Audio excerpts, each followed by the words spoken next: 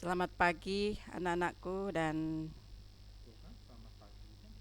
selamat berbahagia.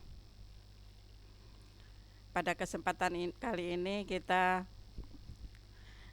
mau membahas tentang struktur bumi dan dinamikanya. Seperti biasa, sebelum kita belajar, marilah kita berdoa. Berdoa mulai. Selesai. Baiklah anak-anakku, pada kesempatan kali ini tujuan pembelajarannya adalah dengan diberikan media lapisan bumi, peserta didik dapat menggolongkan karakteristik lapisan penyusun bumi. Dengan diberikan media berupa lapisan litosfer, peserta didik dapat menjelaskan struktur penyusun lapisan bumi atau litosfer. Dengan diberikan LKS, peserta didik dapat menjelaskan efek yang terjadi akibat gempa bumi. Selanjutnya, dengan diberikan LKS, peserta didik dapat mendeskripsikan material yang dikeluarkan ketika erupsi gunung api. Baiklah, kalau kita bicara bumi, maka kita ingin melihat adanya permukaan bumi, misalnya permukaan Indonesia itu seperti apa sih kalau dilihat dari luar bumi.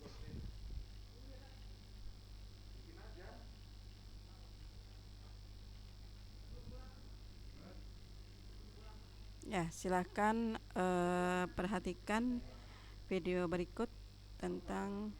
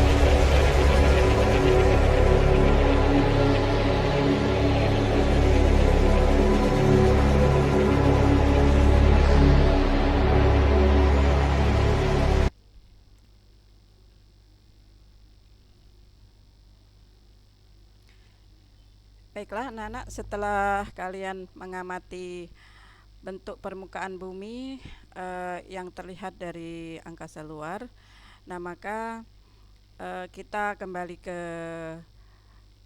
materi yang akan kita bahas selanjutnya, yaitu tentang struktur bumi. Nah, di sini kita buat peta konsepnya tentang struktur bumi. Pada dasarnya, struktur bumi tersusun atas atmosfer, kemudian litosfer dan hidrosfer.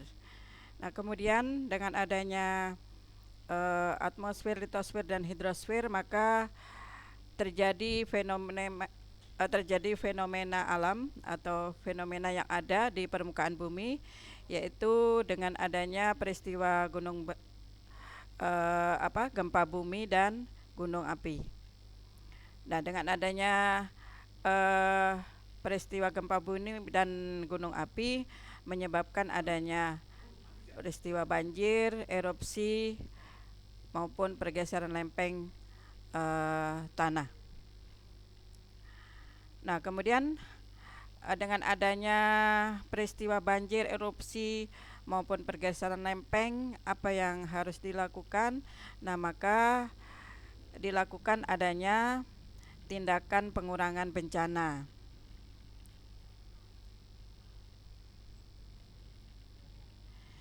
Ya, tadi sudah dikatakan bahwa bumi tersusun atas atmosfer, litosfer dan hidrosfer. Kita awali dari atmosfer dulu. Istilah atmosfer berasal dari dua kata Yunani, yakni atmos yang berarti uap dan Sphaira yang berarti lapisan. Jadi dapat dikatakan atmosfer adalah lapisan bumi yang berupa uap. Atmosfer memiliki banyak sekali lapisan dan komponen penyusun. Ya, adapun komponen penyusun atmosfer di sini meliputi adanya beberapa gas, yaitu oksigen, kemudian nitrogen, argon, dan gas-gas lain yang ada ditampilkan di sini. Nah, di antara gas-gas penyusun atmosfer yang terbesar adalah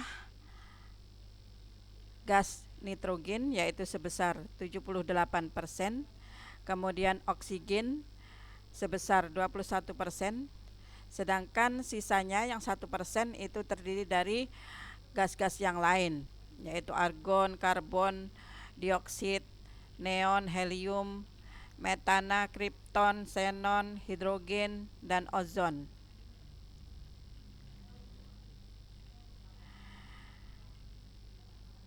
Nah, adapun lapisan atmosfer ini dilihat dari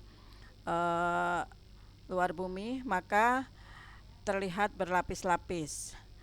Nah, susunan lapisan atmosfer di sini dari yang paling bawah, yang paling dekat dengan permukaan bumi sampai yang paling jauh, yaitu troposfer, kemudian stratosfer, mesosfer, kemudian termosfer, dan yang terakhir adalah eksosfer. Nah, di sini kenapa ada gambar mendung dan sebagainya? Di sini ada gambar pesawat. Nah, di sini pada lapisan troposfer, di sini terjadi adanya awan, kemudian angin, perubahan iklim, itu juga semuanya terdapat pada lapisan troposfer.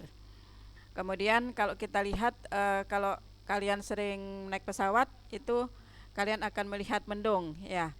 Nah, di sini pesawat itu pada dasarnya terbang di atas awan. Nah, sehingga di sini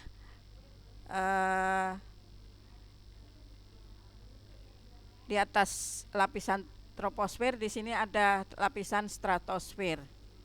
Kemudian di sini terlihat adanya kayak meteor yang jatuh.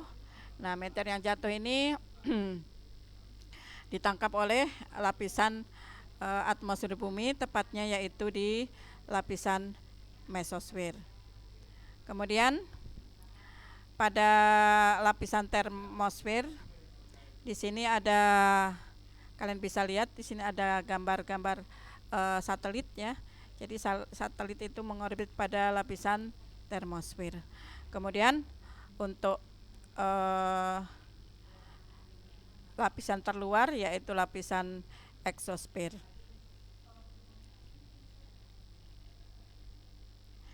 Nah, sehingga tadi sudah dikatakan bahwa komponen penyusun terbanyak pada lapisan atmosfer adalah nitrogen dan oksigen. Komponen penyusun yang lain yaitu tadi dikatakan diantaranya beberapa gas, yaitu gas ozon. Apa itu ozon? Nah, ozon di sini adalah berfungsi sebagai penyerap radiasi matahari yang berupa radiasi ultraviolet. Nah, sehingga apa yang terjadi jika lapisan ozon semakin menipis atau seandainya di alam ini tidak ada lapisan ozon? Kalian bisa bayangkan betapa panasnya bumi ini karena radiasi matahari tidak ada yang menyerapnya. Nah, sekarang kita tahu bahwa tadi bumi terdiri atas lapisan-lapisan pada atmosfernya. Nah, ketinggian masing-masing lapisan atmosfer ini ternyata juga tidak sama. Nah, dari lapisan terendah yaitu yang paling dekat dengan bumi, lapisan troposfer, itu dengan ketinggian kurang lebih sekitar 10 km.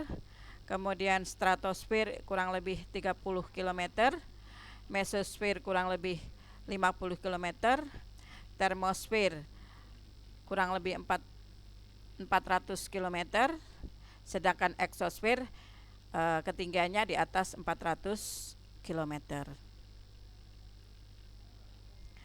Nah, apa hubungannya ketinggian ini dengan tekanan dan suhu? Tekanan dan suhu yang berada pada tiap lapisan juga berbeda menurut ketinggiannya. Semakin tinggi lapisan atmosfer dari bumi, maka suhunya akan semakin tinggi. Nah, dari gambar di atas, lapisan manakah yang suhunya paling tinggi? Tentunya kalian bisa menjawabnya, yaitu lapisan stratosfer, karena dia posisinya paling tinggi. Oke.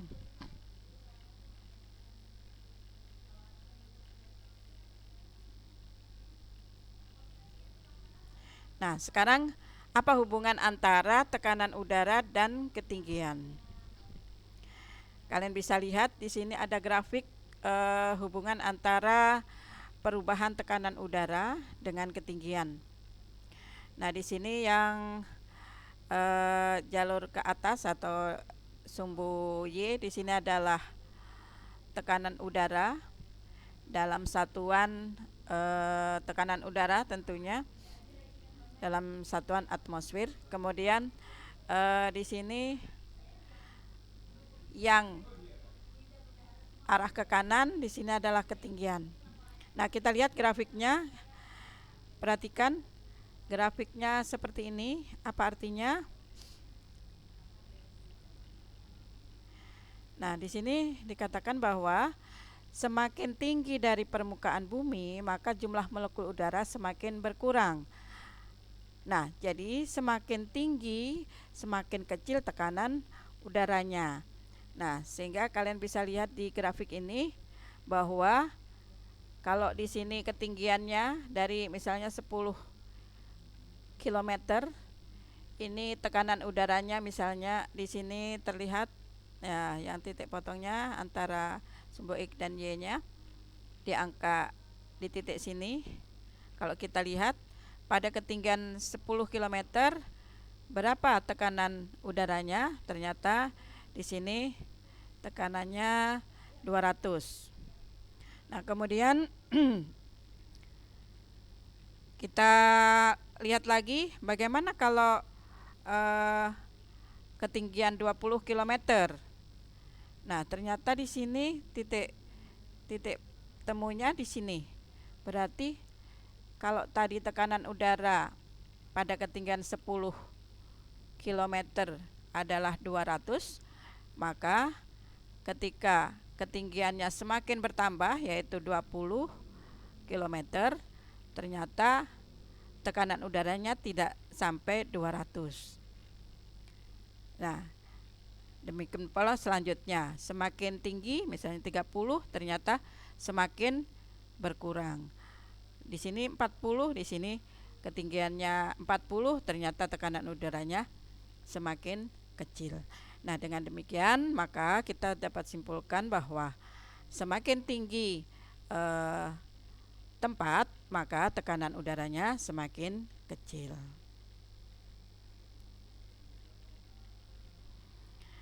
Nah, tadi dikatakan bahwa selain atmosfer, maka lapisan pada permukaan bumi ini ada lapisan yang dinamakan litosfer. Sekarang kita bahas tentang litosfer.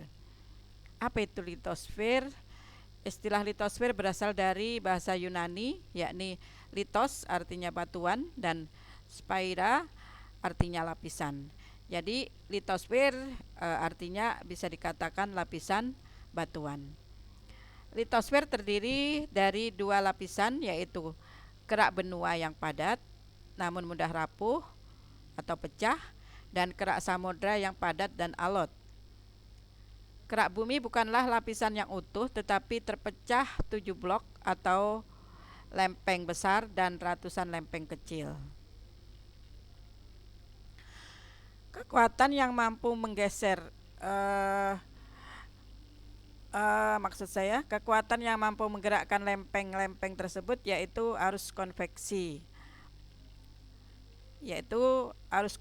pada mantel bagian atas atau yang disebut dengan astenosfer.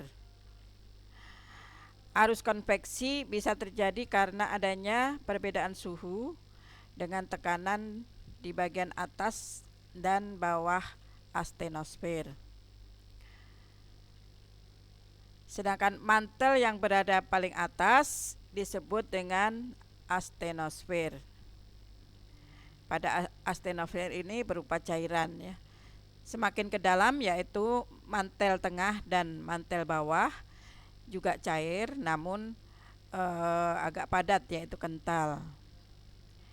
Ya, di sini ada gambar tentang susunan lapisan litosfer, yaitu yang pertama adalah kerak bumi, kemudian yang paling luar ini adalah kerak bumi, kemudian di bawahnya adalah mantel, kemudian di bawahnya lagi atau di dalamnya lagi inti luar, dan yang terakhir di sini adalah inti dalam. Nah, tadi dikatakan bahwa di dalam litosfer itu terdiri dari dua lempeng, yaitu yang berupa kerak benua yang padat. Ini adalah gambar daripada kerak benua. Kerak benuanya yang di sini. Kemudian di sini adalah kerak samudra. Nah, kemudian di dalam litosfer ini ada lapisan-lapisan, yaitu yang pertama setelah kerak di sini adalah lapisan astenosfer yang tadi dikatakan cair ya. Kemudian di bawahnya ada mantel atas yang berwarna kuning ini, kemudian mantel bawah dengan kedalaman atau ketinggian 2.900 km.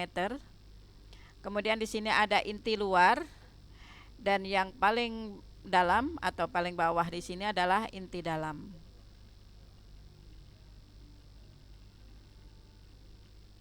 Baik, kita lanjut.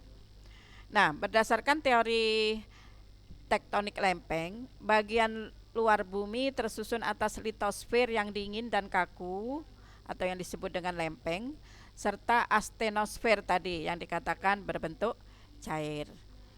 Kemudian lempeng-lempeng tersebut mengalami pergerakan dengan kecepatan 3 sampai 13 cm per tahun dengan arah yang berbeda. Lempeng dapat bergerak saling menjauh dan memisah. Lempeng juga bisa saling mendekat hingga menjadi tubrukan antar lempeng. Apabila dua lempeng bergerak saling menjauh, maka lempeng tersebut bersifat divergen. Contohnya ini terjadi pada lempeng Indo-Australia, yaitu bergerak menjauhi dari lempeng Antartika. Kemudian ada lempeng Amerika Utara bergerak menjauh dari lempeng Eurasia. Nah, pergerakan divergen ini akan mengakibatkan peristiwa patahan atau retakan seperti pada gambar berikut.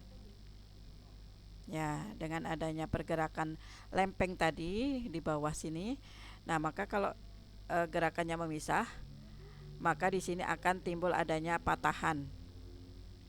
Jadi buminya terbelah jadi dua sehingga istilahnya adalah patahan. Tetapi jika terdapat dua lempeng yang saling mendekat, maka pergerakan tersebut disebut konvergen. Contohnya lempeng Indo-Australia dengan lempeng Filipina itu bergerak saling mendekat.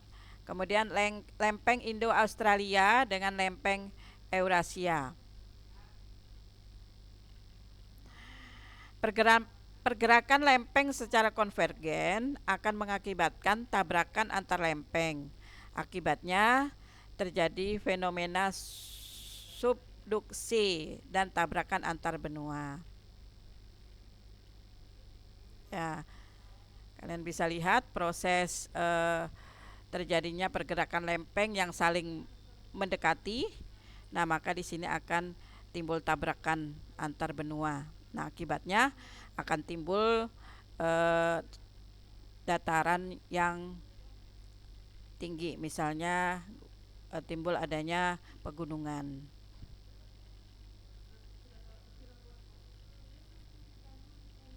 Nah, di sini kalian bisa lihat proses yang terjadinya antara patahan maupun yang ada pada litosfer di sini. Di sini bisa lihat ada di sini ada mantel bumi. Kemudian tadi di dalamnya ada inti luar dan inti dalam. Nah, di dalam sini maka terjadi arus konveksi sehingga terjadi antara lempeng satu dengan yang lain tadi bisa menjauh atau bisa mendekat. Nah, kalau menjauh maka di sini akan timbul adanya patahan. Nah, maka kalau mendekat maka nanti akan timbul adanya tabrakan atau subduksi.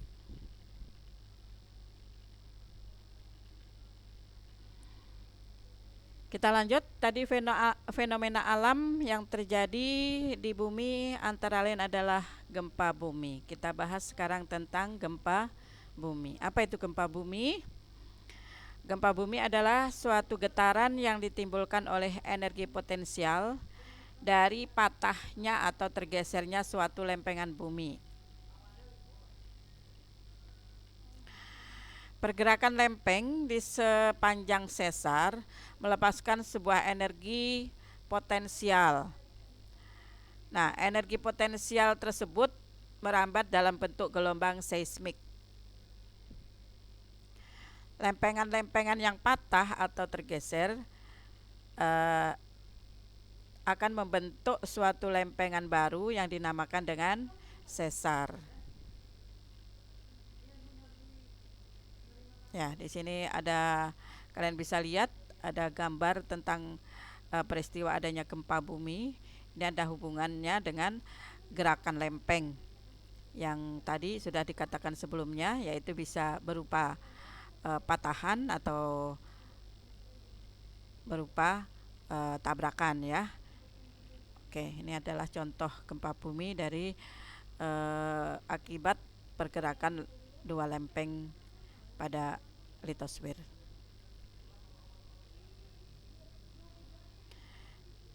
Nah, kemudian ketika gempa terjadi di dasar laut, maka kita mengenal adanya peristiwa tsunami. Nah, gerakan lempeng tersebut akan mendorong air laut itu ke atas sehingga timbul gelombang yang sangat besar dan sangat kuat. Bahkan mungkin bisa puluhan kilometer. Nah, gelombang yang terjadi ini disebut dengan tsunami. Ya, ini contohnya tsunami pada kota Aceh waktu itu. Di sini kalian bisa lihat adanya gelombang laut yang begitu tinggi sehingga menyebabkan kerusakan di bangunan-bangunan di permukaan bumi. Nah, sekarang kalau kita bicara gempa, maka kita mengenal adanya pusat gempa.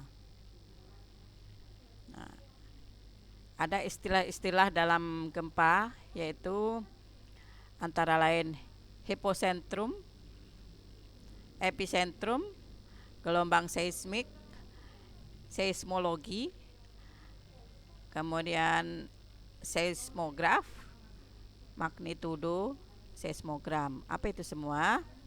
Ya, ini yang ada hubungannya semua dengan peristiwa adanya gempa bumi. Oke, apa itu hipocentrum atau hipocentrum?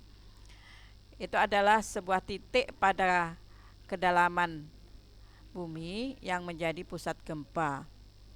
Sedangkan epicentrum adalah permukaan bumi yang berada di atas epicentrum. Jadi kalau di sini hipocentrum, maka permukaan bumi yang berada pada di atas hipocentrum di sini berarti dikatakan epicentrum. Kemudian apa itu gelombang seismik? Gelombang seismik yang merambat di bagian dalam bumi dibedakan menjadi gelombang primer dan gelombang sekunder. Sedangkan apa itu seismologi? Seismologi adalah ilmu yang mempelajari tentang gempa bumi.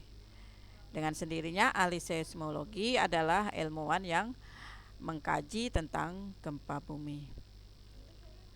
Nah, sedangkan di sini seismograf adalah alat yang digunakan untuk mencatat data gelombang seismik. Magnitudo adalah besarnya energi yang dilepaskan saat gempa. Saat gempa tadi mengeluarkan energi yang disebut dengan kekuatannya disebut dengan magnitudo.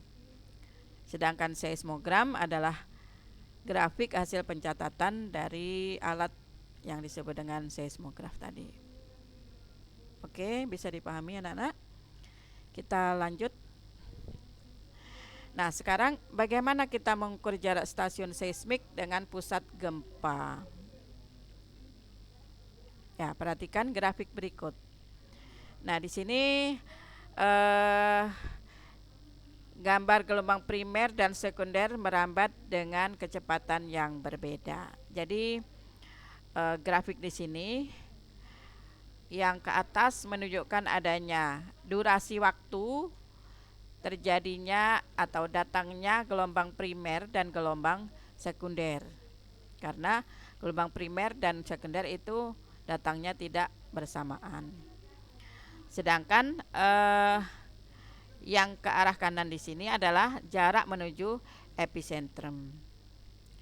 Nah, sehingga kita bisa lihat kalau di sini grafik di sini adalah waktu datangnya gelombang primer.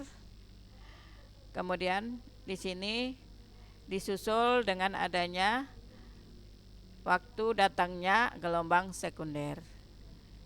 Nah, selisih waktu antara datangnya gelombang primer dan gelombang sekunder di sini bisa menunjukkan adanya jarak stasiun seismik dari pusat gempa, sehingga dengan adanya ini kita bisa menghitung berapa jarak epicentrum ke pusat gempa. Oke. Nah, bagaimana caranya tadi? Tadi sudah saya singgung bahwa antara gelombang primer dan sekunder itu datangnya tidak bersamaan. Nah, sehingga perbedaan kecepatan antara gelombang primer dan sekunder digunakan untuk mengukur jarak stasiun seismik dengan epicentrum. Kemudian adanya jarak antara gelombang primer dan sekunder menggambarkan adanya perbedaan waktu datangnya gelombang. Jadi misalnya ini tadi datangnya gelombang primer ini pada menit ke 7. Nah, sementara datangnya gelombang sekunder itu pada menit ke 11. Jadi di sini ada selang waktu selama 11 dikurang 7, sehingga di sini selang waktu antara gelombang primer dan sekunder adalah 5 menit. Semakin jauh perbedaan waktu datangnya gelombang, maka semakin jauh pula letak epicentrumnya. Semakin besar nilai magnitudonya, maka kerusakan yang ditimbulkan akan semakin besar. Nah, adapun kekuatan gempa atau magnitudo pada sebuah daerah dinyatakan dengan skala Richter. Rentang skala Richter ini antara 1 sampai 10. Nah, sehingga nanti kalian bisa lihat data tentang peristiwa gelombang yang pada skala Richter ini, jenis gempa ini termasuk yang sedang, ringan atau yang tinggi, itu tergantung dari skala Richternya. Kalau skalanya lebih dari 5, itu sudah dikatakan gempa itu sudah dikatakan gempa yang kuat ya. Oke. Nah, sekarang dengan adanya peristiwa bencana gempa bumi tadi, maka tentunya harus ada tindakan pengurangan risiko bencana gempa. Nah, bagaimana caranya? Yang pertama, antisipasi atau tindakan sebelum bencana. Bagaimana caranya? Ya, yang pertama untuk antisipasi sebelum adanya bencana, maka kita bisa bermacam-macam kegiatan yang kita lakukan. Antara lain misalnya kita bisa mencoba membangun rumah yang tahan gempa misalnya. Ya, desain rumah dengan yang diperkirakan tahan gempa. Kemudian kita bisa cek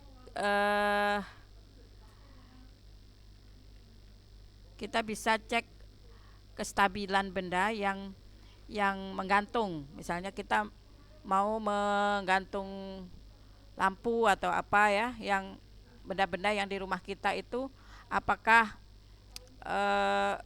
kuat maka dari goncangan gempa gitu. Kemudian bisa juga kita mempelajari lingkungan tempat kita tinggal. Ya, kita bisa mempelajari lingkungan tempat kita tinggal. Apakah tempat kita itu sering terkena gempa atau tidak, itu harus perlu tahu kita. Kemudian bisa juga kita mengatur perabotan di rumah kita atur sehingga kalau yang berat-berat itu jangan ditaruh di atas. Ya.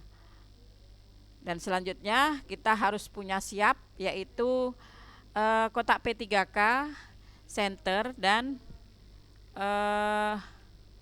peralatan darurat yang lain. Oke, itu antisipasi sebelum terjadinya gempa. Nah, sekarang bagaimana kalau sudah terjadi gempa? Nah, maka tindakan kita adalah tindakan saat terjadinya gempa dan tindakan setelah bencana gempa terjadi. Nah, sekarang bagaimana kita mengantisipasi saat tiba-tiba terjadi gempa? Nah, maka kita bisa cepat berlindung di tempat yang sekiranya aman dari reruntuhan gempa. Kemudian kalau kita berada di dalam rumah, misalnya kita langsung berlindung di bawah meja. Kemudian kita bisa kalau ketika kita di luar rumah, maka kita jangan masuk ke rumah. Maka kita yang utama jangan dekat dengan bangunan atau gedung. Kemudian kalau kita misalnya lagi kalau kita lagi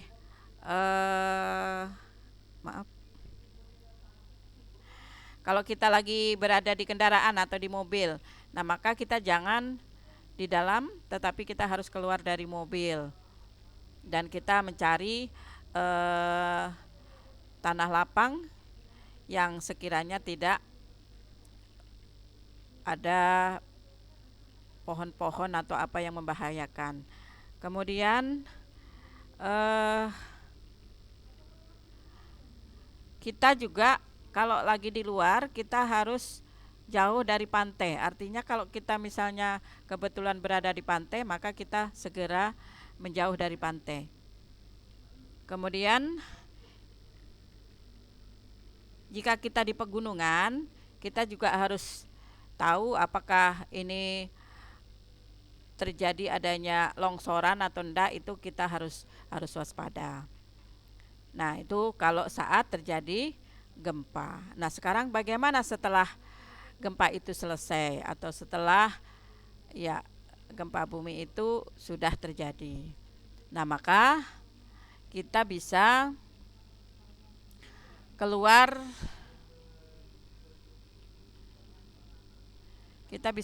rumah dengan hati-hati. Kemudian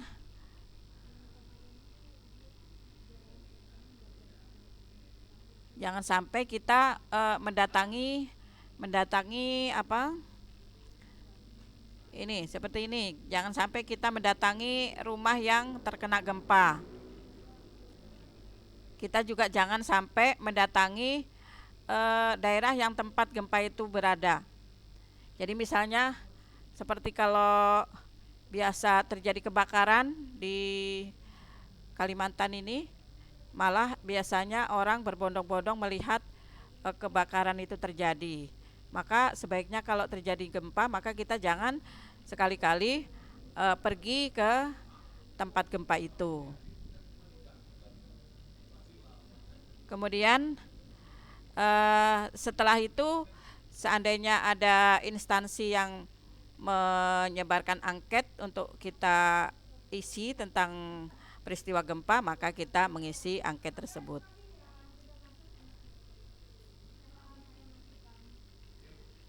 Ya, kemudian kita juga harus mengikuti informasi setelah gempa itu selesai. Tetap kita harus mengikuti lewat radio atau televisi atau media massa yang lain. Oke. Dan yang terakhir, tak lupa meskipun gempa sudah selesai, kita harus berdoa agar selalu diberi keselamatan oleh Tuhan. Ya, saya rasa itu pembahasan kita hari ini. Ada kurang lebihnya, mohon maaf, dan untuk lebih jelasnya nanti kalian bisa baca buku paketnya, dan nanti juga akan ada PR-nya dari buku paket kalian yang nanti akan di upload di Moodle juga. Saya akhiri untuk pertemuan kali ini. Terima kasih dan selamat belajar.